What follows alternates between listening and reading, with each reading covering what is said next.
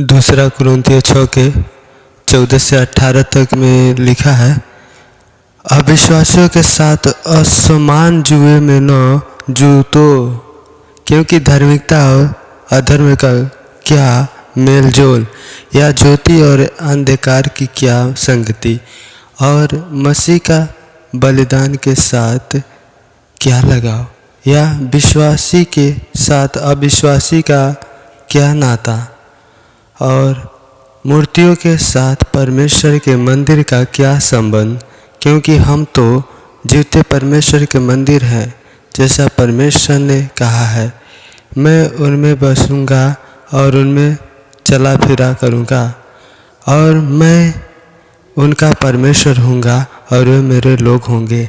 इसलिए प्रभु कहता है, उनके बीच में से निकलो और अलग हो रहो, और अशुद्ध वस्तुओं को मत छुओ, तो मैं तुम्हें ग्रहण करूंगा, और मैं तुम्हारा पिता होऊंगा, और तुम मेरे बेटे और बेटियां होंगे। यह स्वर्ग शक्तिमान प्रभु परमेश्वर का वचन है। आमीन।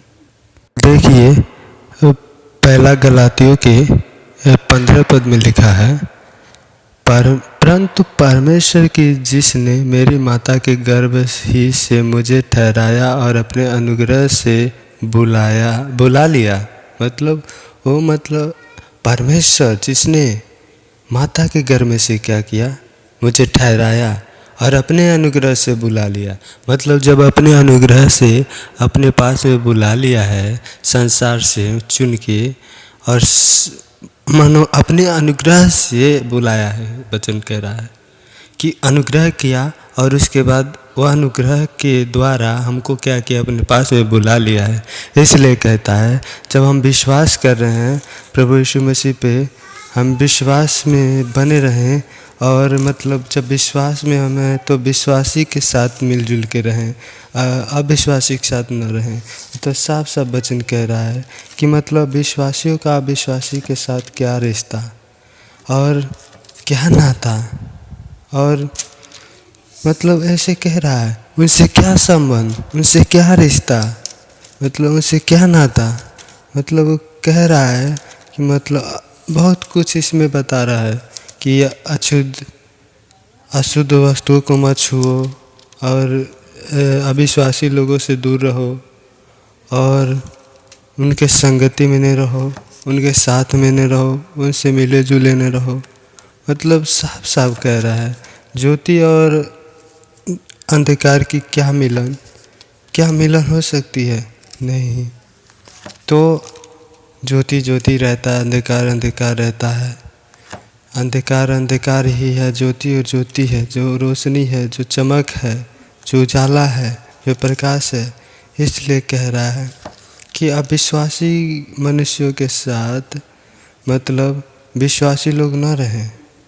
मतलब उनके साथ क्या संबंध, क्या नाता, क्योंकि वो संसार के रीति रिवाज पे चलते हैं, वो लोग संसार की जो नियम कानून है, विधि विधान, उस पर चलते हैं। तो वो लोग क्या संसार की जो बातें हैं उसको बोलते हैं, उस हिसाब से चलते हैं, उस हिसाब से काम करते हैं। हम लोग जब विश्वास में हैं तो हमारा एक रास्ता है, जो सच्चा परमेश्वर का रास्ता है, जो सच्चाई का मार्ग है, सत्य मार्ग जीवन है। तो हम लोग एक परमेश्वर को लेकर चल रहे हैं, जो सच्चा परमेश्वर है। इसलिए हम कहते हैं कि मतलब साफ साफ में बताते हैं कि मतलब परमेश्वर की दृष्टि में मूर्ति पूजना पाप है। परमेश्वर की दृष्टि में मतलब ऐसे लोगों के संगति में रहना पाप है, ऐसे लोगों के संगति में चलना पाप है, ऐसे लोगों से दूर ही रहना अच्छा है, ठीक है, भला है हमारे लिए, हमारे शरीर के लिए।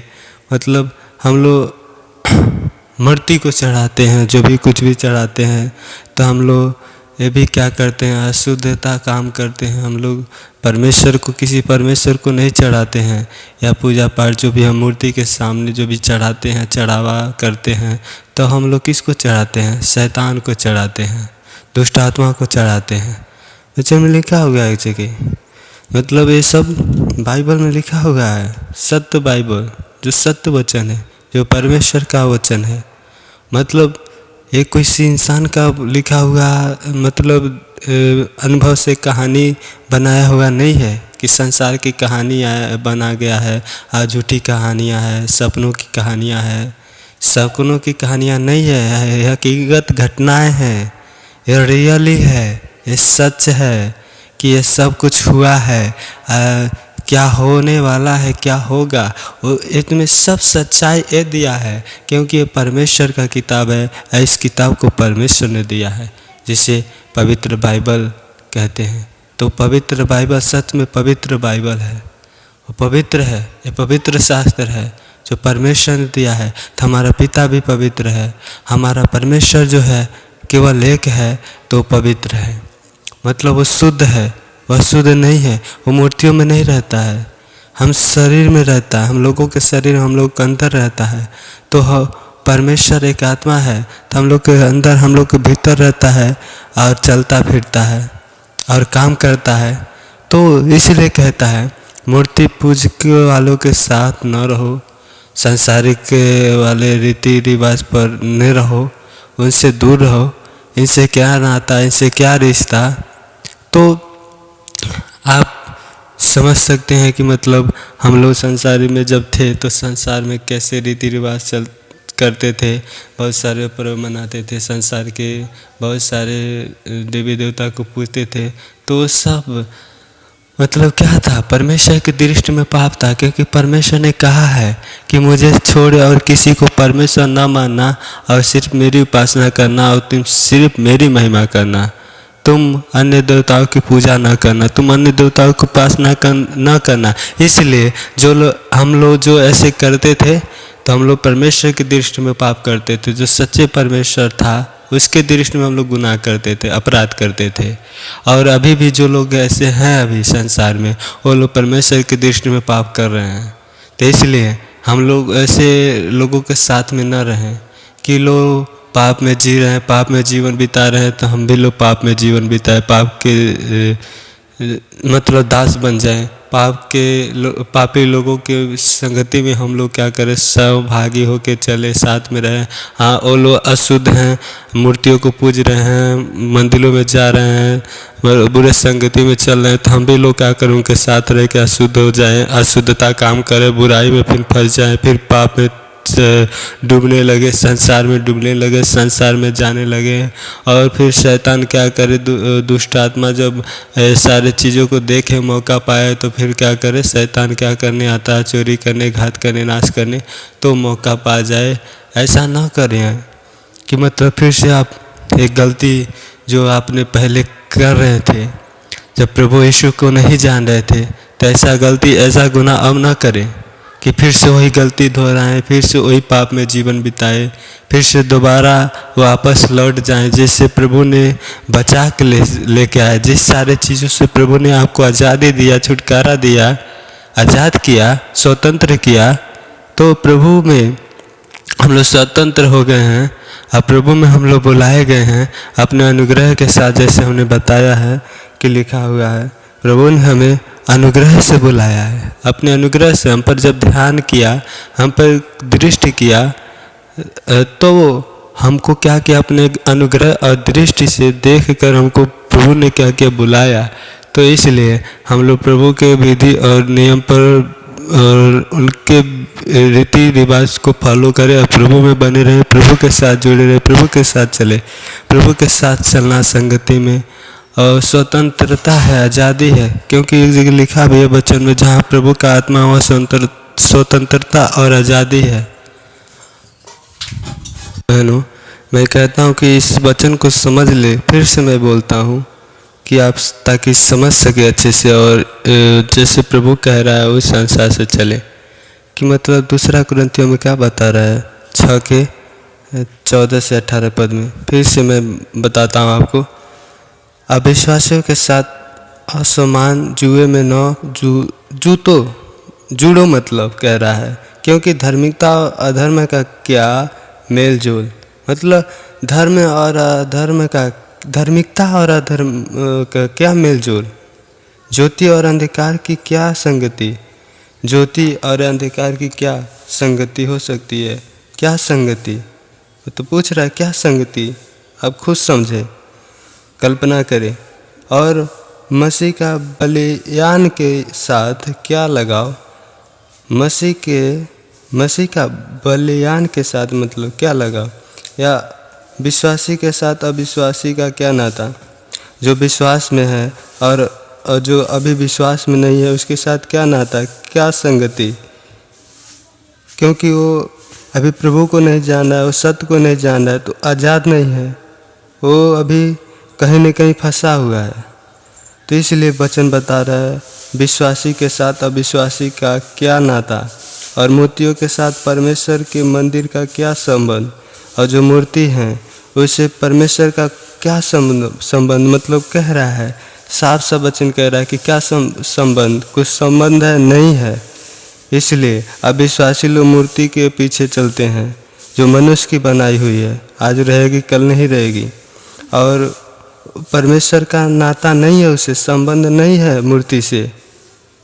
वचन कह रहा है, खुद कह रहा है कुरिन्थियों के 6:16 पद में, आप पढ़ के देख सकते हैं। खुद कह रहा है कि और मूर्तियों के साथ परमेश्वर के मंदिर का क्या संबंध? सच में मूर्ति के साथ क्या नाता है, क्या संबंध है? प्रभु से मूर्ति से कुछ लेना देना नहीं, कुछ संबंध नहीं है, क्योंकि